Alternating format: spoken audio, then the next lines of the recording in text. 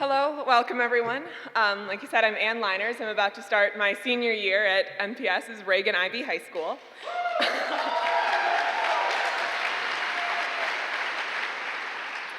If there's one thing you'd think I'd have learned by now in my 13 years at great MPS schools, it would be the need to pay attention.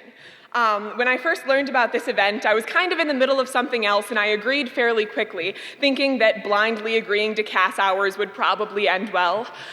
Little was I expecting an email from Miss Buck about a week later thanking me for agreeing to be the keynote speaker. So here I am.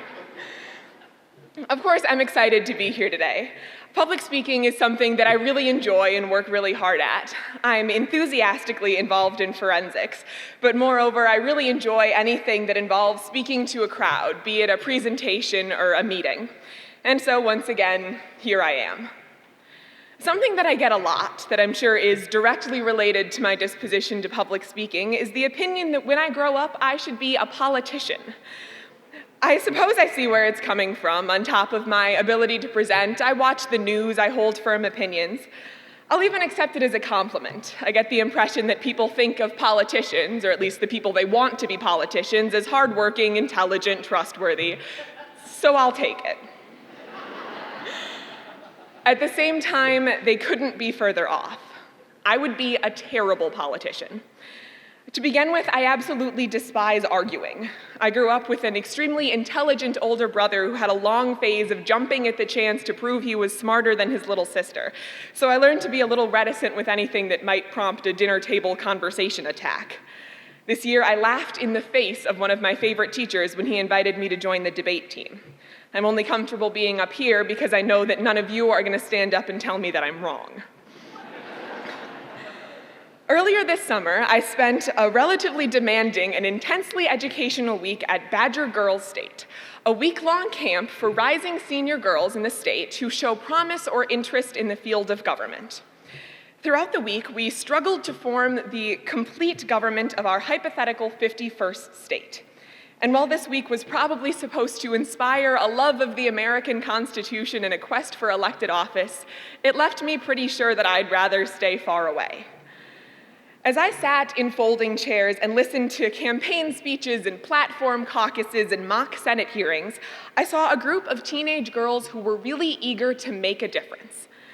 This was exactly the spirit the coordinators were looking for in what they called their future leaders of America. I cannot count how many times in that week I was instructed to go out and make a difference, or change the world, or fight tirelessly for what I believe. Well, I believe in education.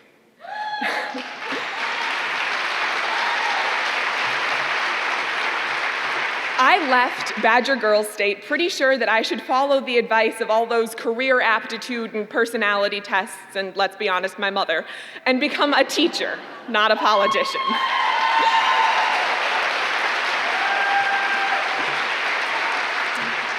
Now, this isn't because I have any less ambition or desire to make a difference than anyone else at that camp. It just means that I have grown up with really concrete examples of people who want to and are making a difference. I didn't see them when I turned on the news. I saw them when I went to class.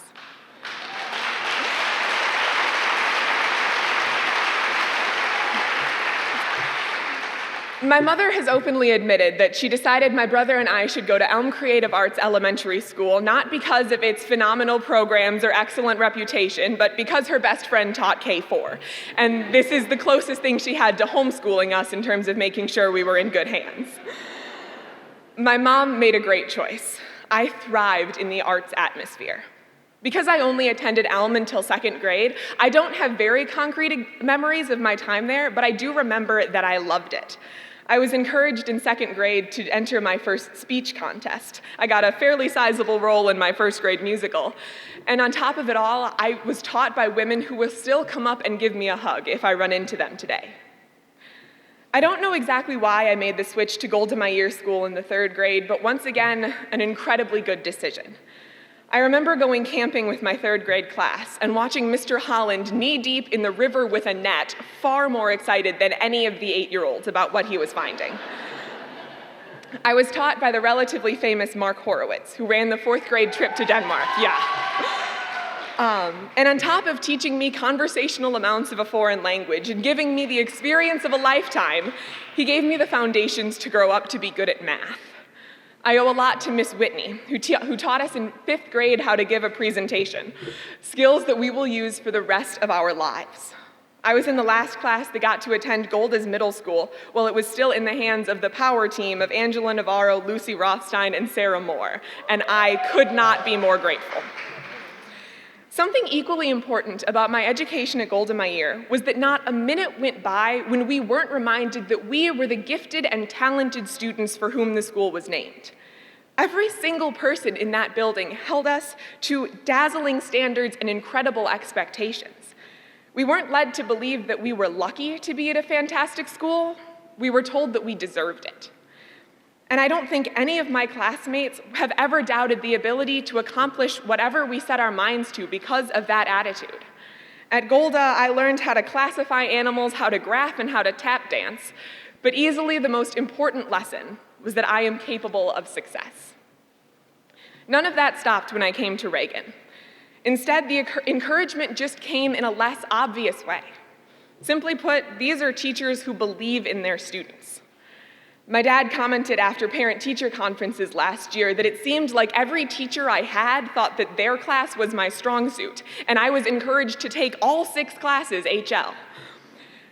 But the encouragement doesn't just come when there's a parent in front of the teachers and they're asking for it. My favorite example is Mr. Silva, who worked about as hard as I did on my personal project and then wrote a letter personally thanking me for a particularly good assignment.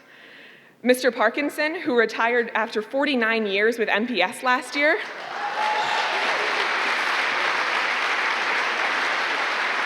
Mr. Parkinson will always greet me by giving me a handshake and telling me he'll make sure I keep up that 4-point-liners. Madame Knight has spent tireless weeks explaining a particularly tricky concept, just waiting for someone in the class to say, "Oh," and finally get it. Mr. Wood has been the chief motivator for our school's incentive program, and I received Husky Bucks for such things as using a creative presentation tool, lending a classmate a pen, or I really wish I remember the context of this one, quoting the Communist Manifesto. At one point this year, several friends and I noticed that you could tell it would be a particularly good calculus lesson when Mr. Peacock's heels wouldn't touch the floor, because he would spend 85 minutes this excited about what he was teaching you. I know without a doubt that it's that enthusiasm that led me to get a 6 on my IB math test this year.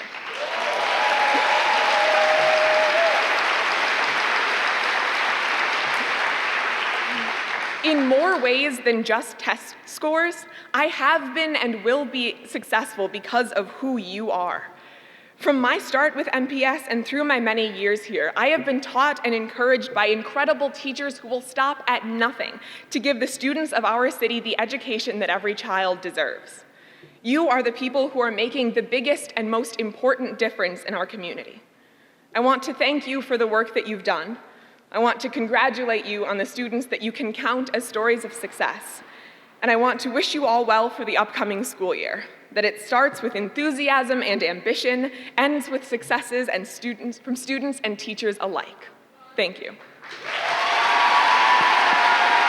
All right, we can stand up on that one. Woo! MPS proud. All right, look. All right, we're MPS proud. Thank you, Ann.